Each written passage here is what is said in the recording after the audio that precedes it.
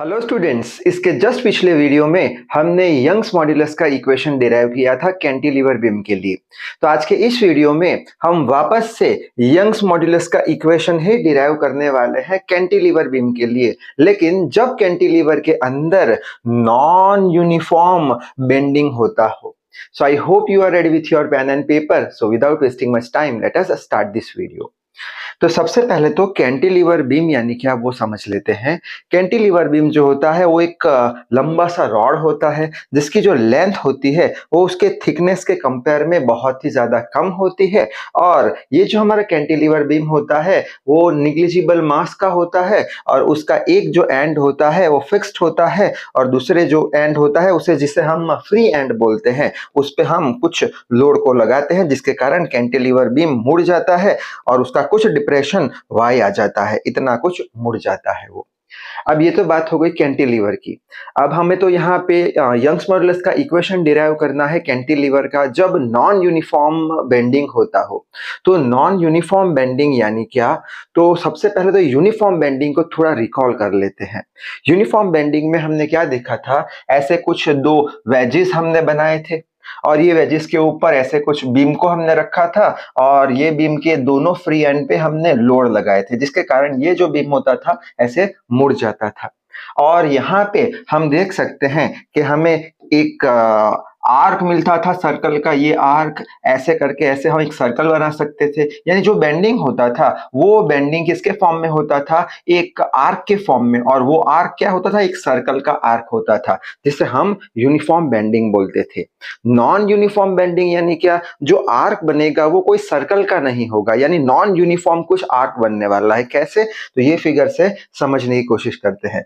तो यहाँ पे हमने क्या किया है, एक ऐसा कैंटिलीवर बीम रखा है किसके ऊपर, ये दो वेजेस के ऊपर रखा है। यहाँ पे हम कैंटिलीवर बीम को उसके फ्री एंड पे लोड नहीं लगाने वाले, लेकिन उसके मिड पॉइंट पे यहां से हम कुछ उस लोड लगाने वाले हैं जिसके कारण ये कैंटिलीवर बीम कुछ ऐसा मुड़ जाएगा।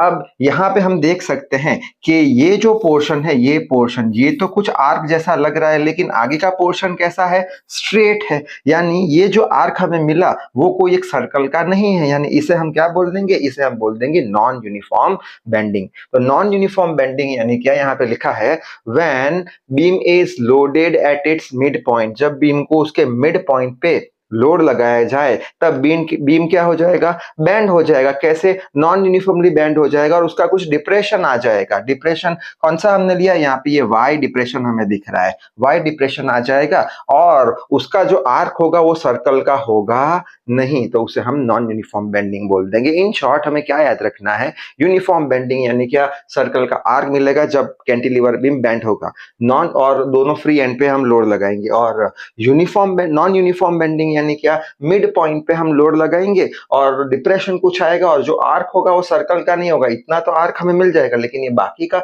स्ट्रेट लाइन मिलेगा, तो उसे नॉन यूनिफॉर्म बेंडिंग बोल देंगे। अब यहाँ पे ये जो डिप्रेशन वाई आया, वो डिप्रेशन वाई का इक्वेशन हमने ऑलरेडी डिराइव किया हुआ है डिप्रेशन इन कैंटिलीवर बीम में, तो उसका इक्वेशन यहाँ पे मैंने डायरेक्टली लिख लिया है। यहाँ पे इसका डेरिवेशन करना नहीं है, सिंपली ले लेना है। अब ये कहाँ से आया, इसका डेरिवेशन का वीडियो मैं आई बटन में रख दूंगा अगर आप देखना चाहो तो। ये वाई क्या है, डिप्रेशन ऑफ कैंटिलीवर बीम। यहाँ पे जो डिप्रेशन, ये जो डिप्रेशन आया वो कैंटिलीवर बीम कब, जब उसका लेंथ एल होता हो और इसके ऊपर डब्ल्यू लोड लगाया जाए, तब इतना इक्वेशन आता है। ये वाई क्या हो गया, वाई हो गया हमारा यंग मॉड्यूलस, जो कैंटिलीवर बीम का जो मटेरियल है उसका यंग मॉड्यूलस। आई क्या हो जाता था, आई होता था ज्योमेट्रिक मोमेंट ऑफ इनर्शिया। अच्छा, अब यहाँ पे जो कैंटिलीवर बीम है उसे हम दो पार्ट्स में तोड़ने वाले हैं। कैसे, पहले देख लेते हैं थोड़ा डायग्राम। ये W नीचे लग रहा है, यानी W कितना फोर्स लगाएगा नीचे, mg जितना। W is equal to mg हमें पता है, ठीक है, W mg जितना फोर्स लगाएगा। अब यहाँ पे दो वेजेस है, ये वेजेस ये W फोर्स को बैलेंस करेंगे रिएक्शन लगाकर, तो ये नॉर्मल रिएक्शन हो गए। ये दोनों आधे आधे डिवाइड कर देंगे। अगर ये W नीचे लग रहा है तो यहाँ पे नॉर्मल रिएक्शन W2 आ जाएगा, यहाँ पे नॉर्मल रिएक्शन W2 आ जाएगा, ठीक है। तो नॉर्मल रिएक्शन कैसे हो जाएंगे, W2 डिवाइड हो जाएंगे। ये W is equal to W2 plus W2, यानी ऊपर भी W आ जाएगा और नीचे की डायरेक्शन में W तो बैलेंस हो जाएगा, इक्विलिब्रियम में आ जाएगा।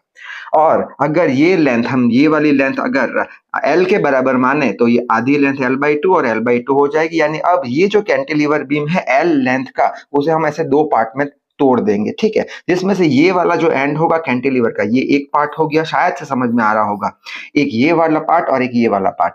ये कैंटिलीवर बीम जो है वो L/2 का होगा और यहाँ पे मिड पॉइंट पे वो क्या हो जाएगा, मिड पॉइंट पे उसे फिक्स कर दिया और इसका जो फ्री एंड है उस पर W/2 लोड लगाया गया है। उसी तरीके से ये वाला जो कैंटिलीवर बीम है उसमें ये मिड पॉइंट पे लोड लगाया, यानी यहाँ पे फिक्स हो गया है, और ये जो फ्री एंड है वहां पे W2 लोड लगाया गया है, तो उसका कुछ Y डिप्रेशन आ गया है। यानी सेम डायग्राम ऐसा ही कुछ बन जाएगा। ये हो गया हमारा फिक्स्ड, यानी यहाँ पे ये फिक्स्ड हो गया, ये मिड पॉइंट पे फिक्स्ड, और ये फ्री एंड पे W/2, तो यहाँ पे W/2 लोड आ जाएगा। ये कितना है, L/2 डिस्टेंस, और सेम यहाँ पे L/2 डिस्टेंस, ये फिक्स हो गया यहाँ पे, और यहाँ पे लोड W/2 लगा। तो हमने इस तरीके से दो कैंटिलीवर बीम तोड़ दिए एक में से, ठीक है। अब अगर हमें y जानना है, इसका y जानना है, तो इसके जैसा ही होगा, लेकिन यहाँ पे क्या है, W लोड है और L लेंथ है, तो ये इक्वेशन के अंदर हम W की जगह W/2 कर देंगे, L की जगह L/2 कर देंगे, तो हमें ये कैंटिलीवर बीम का डिप्रेशन मिल जाएगा।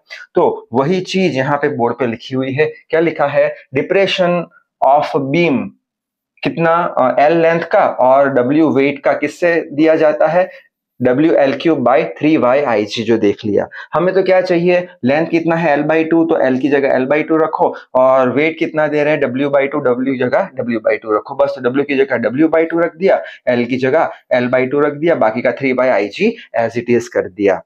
अब यहाँ पे सिंपल सा इसको सिंप्लीफिकेशन करना है, ये WL का क्यूब आ गया, नीचे कितना है 2 का क्यूब, 8 इंटू 2 कितना हो जाएगा 16 इंटू 3 कितना हो जाएगा 48 हो जाएगा। तो ये हमें इक्वेशन कुछ मिला, किसका, y का, y यानी डिप्रेशन। हमें तो चाहिए young modulus non uniform bending के लिए, तो यहाँ पे y को सब्जेक्ट बनाएंगे, तो ये y यहाँ पे चला जाएगा, यानी ये वाला y, ये वाला जो y है, ये वाला y, ये यहाँ चला जाएगा यंग मॉडुलस, और ये डिप्रेशन यहाँ आ जाएगा, तो ये वाला इक्वेशन हमें मिल जाएगा। और ये W जो है उसकी जगह पे हम क्या लिख सकते हैं, अभी देखा हमने W is equals to M into G, तो यहाँ पे W is equals to M into G, L³ 48YIG, जहाँ पे M मास होगा किसका, कैंटिलीवर का, सॉरी M मास होगा जो वेट है उसका, G ग्रेविटी होगा, L³ लेंथ होगा कैंटिलीवर का, और 48Y ये डिप्रेशन, ये ज्योमेट्रिक मोमेंट ऑफ इनर्शिया। तो ये हमारा इक्वेशन किसका हो गया, ये हमारा जनरल इक्वेशन आ गया, किसका, यंग मॉडुलस का, किसके लिए, कैंटिलीवर बीम के लिए। कब, जब नॉन यूनिफॉर्म बेंडिंग होता हो तब, ठीक है। अब हम एक पर्टिकुलर केस सोचेंगे कि अगर जो कैंटिलीवर है उसका क्रॉस सेक्शन अगर सर्कुलर है तब, क्रॉस सेक्शन अगर सर्कुलर है तब, ये तो जनरल इक्वेशन है, तब ये जो सर्कुलर क्रॉस सेक्शन होता है या सर्कुलर शेप होता है, IG किस पे डिपेंड करता है, शेप पे, तो सर्कुलर शेप होता है तब IG का जो वैल्यू होता है वो होता है πr⁴/4। सेम बात पिछले वीडियो में भी हमने देखी थी, ये rotational motion class 11th physics में आपने शायद से डिराइव किया होगा।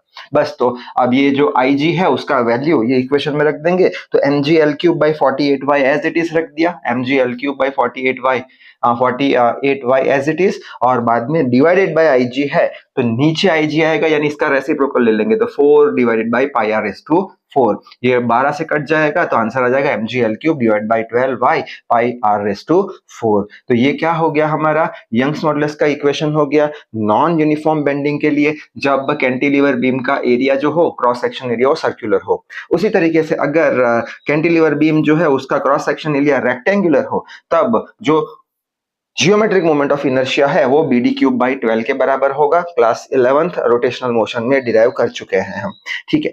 तो अब बस IG का वैल्यू रखेंगे इसमें, mgL³/48y as it is, mgL³/48y as it is, और बाद में IG क्या है, डिवाइडेड है, तो ये रेसिप्रोकल हो जाएगा, यानी 12/BD³, ये 4 से जाएगा, 12×4=48, तो हमें आंसर मिल जाएगा mgL³ डिवाइड बाय 4y/BD³। ये किसका आंसर हमें मिल गया, यंग्स मॉडुलस का। कब, जब नॉन यूनिफॉर्म बेंडिंग हो, किसके लिए, जब कैंटिलीवर बीम जो है वो रेक्टेंगुलर शेप का होता है। तो इस वीडियो में बस इतना ही। Till then read hard, work hard. Thank you very much.